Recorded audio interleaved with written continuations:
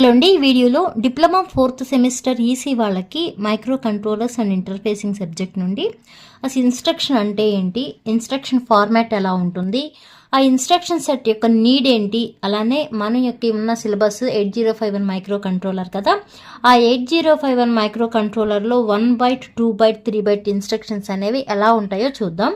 Okay, first instruction అనేది ఒక command. Okay, instruction is a command given to the microcontroller for performing a specified operation on presented data.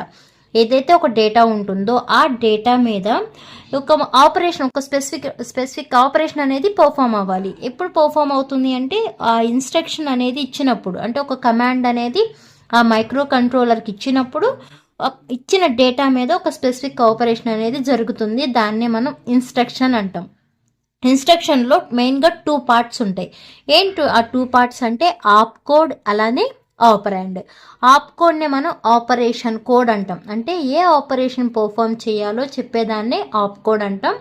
అలానే operands అంటే అక్కడ తీసుకునే data కానీ address కానీ, అంటే ఆ డేటా యొక్క అడ్రస్ని కానీ ఆపరాండ్స్ అంటాం. దానికి సంబంధించిన నోట్స్ ఇక్కడ ఇచ్చాను చూడండి. ఆప్ కోడ్ అంటే ఇప్పుడు ఇన్స్ట్రక్షన్లో మనం ఏమంటున్నాం, 2 పార్ట్స్ ఉంటాయని చెప్తున్నాం కదా. ఫస్ట్ పార్ట్ని ఆప్ కోడ్ అంటాం. Op code is a first part of the instruction which specifies the operation to be performed. ఏ ఆపరేషన్ పర్ఫామ్ చేయాలో స్పెసిఫై చేసేదాన్ని ఆప్ కోడ్ అంటాం. అంటే వీటికి ఎగ్జాంపుల్ ఏమవుతాయి అంటే, ఆప్ కోడ్ అంటే మూవ్ అని. అంటే మూవ్ అంటే ఏంటి అంటే ఏదన్నా ఒక డేటా అనేది ఒక ఇన్స్ట్రక్షన్లోకి మూవ్ అవ్వడం, అంటే కాపీ అవ్వడం. ఇంకే ఇక్కడ ఉన్న ఇన్స్ట్రక్షన్స్ అని, అంటే యాడ్ అని తీసుకున్నాం అనుకోండి, అంటే ఎడిషన్ ఆపరేషన్ పర్ఫామ్ చేయాలని. నెక్స్ట్ సబ్ అంటేనేమో సబ్ట్రాక్షన్ ఆపరేషన్ పర్ఫామ్ చేయాలని. అదే ఐఎన్సి అంటే ఇంక్రిమెంట్ ఆపరేషన్ పర్ఫామ్, ఏ ఆపరేషన్ పర్ఫామ్ చేయాలో చెప్పేదాన్ని ఆప్ కోడ్ అంటాం. అది ఇన్స్ట్రక్షన్లోని ఫస్ట్ పార్ట్. అదే సెకండ్ పార్ట్ వచ్చి ఆపరాండ్ అంటాం. The second part of the instruction is the data to be operated on. అంటే డేటా అనేది ఏముంటుంది అని, అంటే డేటా అని లేదా డేటా యొక్క అడ్రస్ని ఆపరాండ్గా కన్సిడర్ చేస్తాము. ఇక్కడ నేను ఎగ్జాంపుల్స్ రాశాను చూడండి. మూవ్ ఏ కామా R4 అంటున్నాం కదా. ఇది మొత్తాన్ని కలిపి ఏమంటున్నాం, ఇన్స్ట్రక్షన్ అంటున్నాం. ఓకే, ఈ మొత్తం కలిపి ఒక ఇన్స్ట్రక్షన్లో ఎన్ని పార్ట్స్ ఉన్నాయన్నాం, 2 పార్ట్స్ అన్నాం కదా. ఆ 2 పార్ట్లో ఇది ఫస్ట్ పార్ట్. ఓకే, ఇది ఫస్ట్ పార్ట్, ఇవి సెకండ్ పార్ట్. ఈ ఫస్ట్ పార్ట్ ఏమంటున్నాం, ఆప్ కోడ్ అంటున్నాం. సెకండ్ పార్ట్నేమో ఆపరాండ్స్ అంటున్నాం. ఆప్ కోడ్ అంటే ఏ ఆపరేషన్ అనేది పర్ఫామ్ చేయాలో చెప్పేదాన్ని. ఇక్కడ ఏ ఆపరేషన్ పర్ఫామ్ చేస్తున్నాము, మూవ్ అనే ఆపరేషన్ పర్ఫామ్ చేస్తున్నాము. అంటే R4 రిజిస్టర్లో ఏదైతే డేటా ఉందో ఆ R4 రిజిస్టర్లో ఉన్న డేటా అనేది ఇక్కడ ఉన్న అక్యుములేటర్లోకి మూవ్ అవుతుంది. ఇది సోర్స్ అవుతుంది, ఇది డెస్టినేషన్ అవుతుంది. ఓకే, అంటే ఇలా మూవ్ అవుతుంది అనమాట. అలానే నెక్స్ట్ యాడ్ ఏ కామా #67H అన్నాం. అంటే మీనింగ్ ఏంటి, ఈ 67H అనే డేటాని ఇక్కడ అక్యుములేటర్లో ఎంతైతే డేటా ఉందో ఆ డేటాని యాడ్ చేయడం. అంటే ఇక్కడ ఆపరేషన్ ఏం జరుగుతుంది, ఎడిషన్ ఆపరేషన్. యాడ్ అంటే ఎడిషన్ ఆపరేషన్ జరుగుతుంది. ఈ ఇన్స్ట్రక్షన్లో ఇది ఫస్ట్ పార్ట్, అంటే ఆప్ కోడ్ అనమాట. ఎడిషన్ ఆపరేషన్ పర్ఫామ్ జరుగుతుంది. ఇవి వచ్చి ఏమవుతాయి, సెకండ్ పార్ట్ ఆపరాండ్స్. అంటే యాడ్ అంటున్నాం కాబట్టి ఇక్కడ హ్యాష్ అంటే ఇమీడియట్ డేటా. ఈ ఇమీడియట్ డేటా అంటే 67H అనే డేటాని, అలానే ఇక్కడ అక్యూములేటర్లో ఉన్న డేటాను రెండింటిని యాడ్ చేసి వచ్చిన రిజల్ట్ని మళ్ళీ ఏలో స్టోర్ చేయాలి. ఓకే, ఇంకా రాయొచ్చు మనం సిఎల్ఆర్ అంటే ఏంటి, క్లియర్. సి అన్నాం అనుకోండి, అంటే క్లియర్ ద క్యారీ ఫ్లాగ్. ఇక్కడ ఏ అంటే క్లియర్ చేస్తున్నాము, అంటే ఇక్కడ ఆపరేషన్ ఏం చేస్తున్నాము, క్లియర్ చేయడం. అంటే ఇది ఆప్ కోడ్ అవుతుంది, ఇది ఆ క్యారీ ఫ్లాగ్ని, అంటే ఇది ఆపరాండ్ అవుతుంది. ఓకే, అలానే ఇప్పుడు ఇన్స్ట్రక్షన్ ఫార్మాట్ అనేది ఎలా ఉంటుంది అంటే ఇలా ఉంటుంది. ఓకే, ఆప్ కోడ్, ఆపరాండ్, అలానే కామెంట్. ఓకే, ఆప్ కోడ్, ఆపరాండ్, కామెంట్ అంటే ఇక్కడ చెప్తున్నాం కదా. ఫస్ట్ పార్ట్ ఏమో ఆప్ కోడ్, సెకండ్ పార్ట్ ఏమో ఆపరాండ్. నెక్స్ట్ కామెంట్ అని ఉంది చూసారా. కామెంట్ అంటే ఏం లేదు, ఇక్కడ మనం ఏ ఆపరేషన్ అయితే పర్ఫామ్ చేస్తున్నామో అది రాయాలన్నమాట. ఫర్ ఎగ్జాంపుల్ ఇక్కడ ఏమంటున్నాము, యాడ్ ఏ కామా #67H అంటున్నాము. దీనికి కామెంట్ ఏమని రాస్తాము, ఏమని రాయొచ్చు, చెప్పాం కదా ఇక్కడున్న డేటాని యాడ్ చేయాలి అని. అంటే 67H is added to accumulator, అంటే అక్యుములేటర్లో ఉన్న డేటాతో యాడ్ చేయాలి అని. Is added to accumulator. ఇదే కామెంట్ అవుతుంది. నెక్స్ట్ లేబుల్ అంటే ఏమవుతుంది అంటే ఇక్కడ మనకి చిన్న చిన్న ఇన్స్ట్రక్షన్స్కి అవసరం లేదు, కానీ లూప్స్ అనేవి ఉంటాయి చూసారా, అంటే ప్రాసెస్ అనేది కంప్లీట్ అవ్వకపోతే అగైన్ ప్రాసెస్ అనేది ఇలా రిపీట్ అవుతూ ఉంటుంది. ఈ లేబుల్ ప్లేస్లో అగైన్ అని, బ్యాక్ అని, కాల్ అని ఇవన్నీ కూడా ఈ లేబుల్స్లో వస్తాయి. ఇన్స్ట్రక్షన్ ఫార్మాట్ అనేది ఇలా ఉంటుంది. 8051 instructions into 1 byte 2 byte and 3 byte instructions. ఒక ఇన్స్ట్రక్షన్స్ మనకు కనపడగానే అది ఎంత byte instruction, 1 byte 2 byte 3 byte అని ఎలా చెప్తాము అంటే, అసలు మనకి బైట్ అంటే ఏంటి, okay 1 byte equal to 8 bits, 1 byte equal to 8 bits. అదే 4 bitsని ఏమంటాము, 4 bitsని నిబుల్ అంటాం. అదే బైనరీ అంటేనేమో జీరోస్ అండ్ వన్స్. ఇక్కడ 1 byte 2 byte 3 byte అంటున్నాం కాబట్టి 1 byte అంటే 8 bits, 2 bytes అంటే 16 bits, 3 bytes అంటే 24 bits. Okay, the 8051 instruction set is classified into the following 3 groups according to word size. Word size ని బట్టి 8051 ఇన్స్ట్రక్షన్ సెట్ ని 3 గ్రూప్స్ గా డివైడ్ చేశారు. ఏంటి ఆ 3 గ్రూప్స్ అంటే 1 byte ఇన్స్ట్రక్షన్స్, 2 byte ఇన్స్ట్రక్షన్స్, అలానే 3 byte ఇన్స్ట్రక్షన్స్. 1 byte ఇన్స్ట్రక్షన్ అంటే మనం తీసుకున్న ఇన్స్ట్రక్షన్ యొక్క లెంత్ అనేది 1 byte ఉండాలి. అంటే మనం తీసుకున్న ఇన్స్ట్రక్షన్ యొక్క లెంత్ అనేది 8 bits మాత్రమే ఉండాలి. ఓకే, మరి మనం ఇన్స్ట్రక్షన్ అంటే ఏమన్నాం, ఇన్స్ట్రక్షన్ కన్సిస్ట్స్ ఆఫ్ 2 parts అన్నాం. ఏంటి ఆ 2 parts, ఆప్ కోడ్ అలానే ఆపరాండ్స్ అన్నాం కదా. అంటే ఇప్పుడు ఆప్ కోడ్ ఆపరాండ్స్ రెండు కూడా కలిపి ఆ ఇన్స్ట్రక్షన్ యొక్క లెంత్ అనేది 1 byte అంటే 8 bits మాత్రమే ఉండాలి. The length of the instruction is 1 byte. If 1 byte instruction, both the opcode and operand are accommodating a single byte. చెప్పాం కదా, అంటే ఆప్కోడ్ అనేది 4 bits ఉంటుంది, ఆపరాండ్స్ అనేవి 4 bits ఉంటుంది. ఇక్కడ example move A comma R1 అని రాసాం. అంటే మూవ్ అనేది ఆప్ కోడ్. మూవ్ అనేది ఏంటి, ఇక్కడ ఏ ఆపరేషన్ పర్ఫామ్ చేస్తున్నామో దాన్ని ఆప్ కోడ్ అంటామని చెప్పాం కదా. అలానే మొత్తం ఇది మొత్తం కలిపి ఒక ఇన్స్ట్రక్షన్. ఈ ఇన్స్ట్రక్షన్ యొక్క లెంత్ ఎంత, 8 bits. 8 bits ఈక్వల్ టు ఏమన్నాము, 1 byte. దానికి ఎగ్జాంపుల్ ఓఆర్ఎల్ అంటే ఆర్ లాజికల్ ఆపరేషన్ పర్ఫామ్ చేయాలంటే R3 రిజిస్టర్లో ఉన్న డేటాకి అలానే అక్యుములేటర్లో ఉన్న డేటాకి రెండింటికి ఆర్ ఆపరేషన్ పర్ఫామ్ చేయాలి అని మీనింగ్.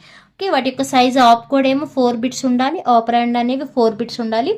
టోటల్గా ఈ ఇన్స్ట్రక్షన్ యొక్క సైజు మొత్తం 8 bits అంటే 1 byte మాత్రమే ఉండాలి. ఓకే, అది 2 byte ఇన్స్ట్రక్షన్స్ అంటే 2 byte అంటే 16 bits.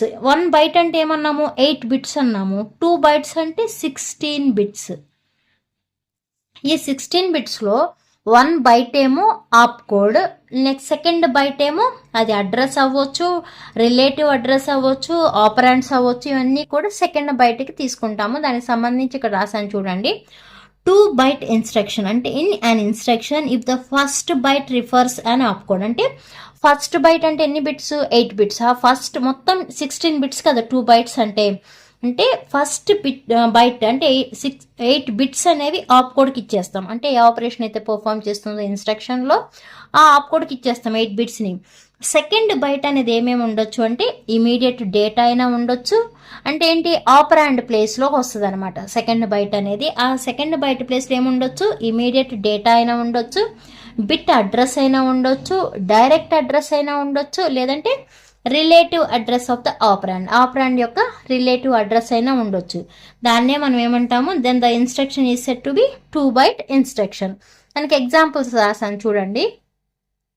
Move A comma hash data.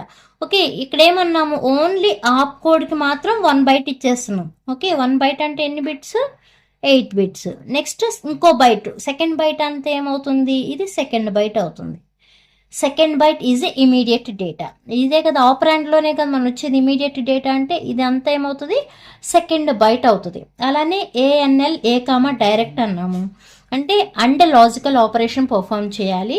ఇక్కడ మనకి ఇదంతానేమో ఫస్ట్ బైట్ అంటే 8 bits ఆపరాండ్కి ఇచ్చేసాము, సారీ ఆప్ కోడ్కి ఇచ్చేసాము. రిమైనింగ్ ఏమో second byte operand. Okay, next set B P2 అంటే ఇదేమో మనకేమవుతుంది ఆప్ కోడ్ అవుతుంది. ఇది ఒక 1 byte. నెక్స్ట్ ఇది వచ్చేమో బిట్ అడ్రస్, ఇది ఒక 1 byte, ఇదేమో సెకండ్ బైట్ అవుతుంది. అలానే రిలేటివ్ అడ్రస్ అన్నాం కదా, అంటే ఇలా ఉంటుంది అనమాట, జేఎన్జెడ్ ఆఫ్సెట్ అని. ఇదేమో జంప్ ఇఫ్ నాట్ 0, జేఎన్జెడ్ అంటే ఇదేమో ఫస్ట్ బైట్, ఇదేమో ఆఫ్సెట్ అంటే రిలేటివ్ అడ్రస్, ఇది వచ్చేమో సెకండ్ బైట్. దీన్ని మనం 2 బైట్ ఇన్స్ట్రక్షన్స్. ఇవన్నీ ఏంటంటే మనం ఒక ఇన్స్ట్రక్షన్ చూడగానే ఆ ఇన్స్ట్రక్షన్ యొక్క లెంత్ అనేది మనకు అర్థమైపోవాలి. ఎలా అర్థమవుతుంది చెప్పాం కదా, ఇవన్నీ మీకు తెలియాలి.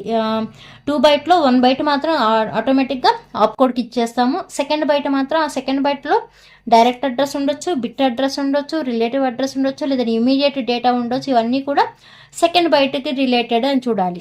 3 బైట్ ఇన్స్ట్రక్షన్. 3 బైట్ ఇన్స్ట్రక్షన్స్ అంటే 24 బిట్స్ అంటున్నాం కదా. 1 బైట్ అంటే ఏమన్నాము, 8 బిట్స్ అన్నాం.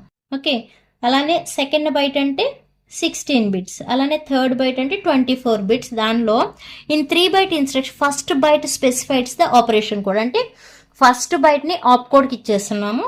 And the second and third byte contents. ఇప్పుడు మనకి మొత్తం ఫస్ట్ బైట్ ఇది అయిపోయింది. రిమైనింగ్ ఎన్ని బిట్స్ ఉంటాయి, 16 బిట్స్ ఉంటాయి కదా. ఆ సెకండ్ అండ్ థర్డ్ బైట్స్ అనేవి కంటైన్స్ 16 బిట్ ఆపరాండ్స్. ఆ 16 బిట్ ఆపరాండ్స్లో ఏముండొచ్చు, ఇమీడియట్ డేటా అయినా ఉండొచ్చు, లేదంటే అడ్రస్ అయినా ఉండొచ్చు. అలాంటి వాటిని మనం 3 బైట్ ఇన్స్ట్రక్షన్ అంటాము. ఇక్కడ ఎగ్జాంపుల్ రాశాను చూడండి.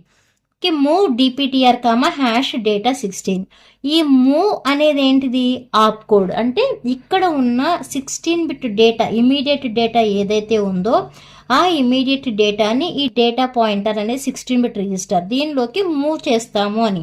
అంటే ఇది 1 బైట్, ఇది ఏమవుతుంది సెకండ్ అండ్ థర్డ్ బైట్స్ అనేవి అవుతాయి ఈ ఇమీడియట్ డేటాకి. Okay, second and third bytes అంటే 16 బిట్స్ కదా, 16 bit data. Next long call అనమాట. ఎల్ కాల్ అంటే లాంగ్ కాల్ అడ్రస్ 16. దీనిలో ఈ లాంగ్ కాల్ అనేది ఆప్ కోడ్ కాబట్టి ఇది 1 బైట్ వెళ్ళిపోతుంది. Next second and third bytes are 16 bit address, అంటే ఇక్కడ ఇచ్చిన ఈ 16 బిట్ అడ్రస్ అనేవి సెకండ్ అండ్ థర్డ్ బైట్స్ అవుతాయి. Next example move direct hash data 8.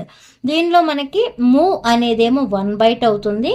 Next direct అలానే హ్యాష్ డేటా, ఈ రెండు కలిపి మనకి సెకండ్ అండ్ థర్డ్ బైట్స్ అవుతాయి. Second byte is direct address and third byte is immediate data. Okay, ఇవి మీకు 1 బైట్, 2 బైట్ అలానే 3 byte instructions. Next need for an instruction set. Need for an instruction set అంటే ఏం లేదు, మనకు already instruction అంటే ఏం చెప్పాం కదా. ఇన్స్ట్రక్షన్ అంటే ఏమని చెప్పాం, ఇట్ ఈజ్ ఏ కమాండ్. అదొక కమాండ్. ఆ కమాండ్ అని తీసుకెళ్లి మైక్రో కంట్రోలర్కి ఇస్తే మైక్రో కంట్రోలర్ అనేది ఇచ్చిన డేటా మీద ఒక స్పెసిఫిక్ ఆపరేషన్ అనేది పర్ఫామ్ చేస్తుంది అని చెప్పాం కదా. మరి ఇన్స్ట్రక్షన్ సెట్ అంటే ఏంటి, సెట్ అంటే ఏంటి, is nothing but a group or collection. Okay, instruction set అంటే కలెక్షన్ ఆఫ్ ఇన్స్ట్రక్షన్స్ అని చెప్పొచ్చు. Okay, and instruction is a command given to the microcontroller for performing a specified operation on presented data. The instruction set of microcontrollers is a set అంటే అని చెప్తున్నాం కదా, group అని. Okay, and instruction set అంటే ఏంటి, collection of instructions. ఆ collection of instructions ఏం చేస్తాయి, that the micro control is design to execute. Okay, the instruction set provides commands. ఈ ఇన్స్ట్రక్షన్ సెట్ అనేవి కమాండ్స్ని ప్రొవైడ్ చేస్తాయి. దేనికి ప్రొవైడ్ చేస్తాయి అంటే ప్రాసెసర్కి ప్రొవైడ్ చేస్తాయి. ప్రాసెసర్ అనేది పర్టికులర్ ఆపరేషన్ అనేది పర్ఫామ్ చేస్తుంది. అంటే ఆ ఇచ్చే ఇన్స్ట్రక్షన్స్ అనేవి ఒక ఆర్డర్లో ఇవ్వాలి. ఒక ఆర్డర్లో ఇస్తే మనకి ప్రోగ్రామ్ ఎగ్జిక్యూషన్ అనేది ప్రాపర్గా జరుగుతుంది. ఇది మీకు need for an instruction set. Next వీడియోలో ఇంకో టాపిక్ చూద్దాం. ఈ వీడియో మీకు అర్థమైతే లైక్ చేయండి, షేర్ చేయండి, అలానే సబ్స్క్రైబ్ చేయండి. Thanks for watching.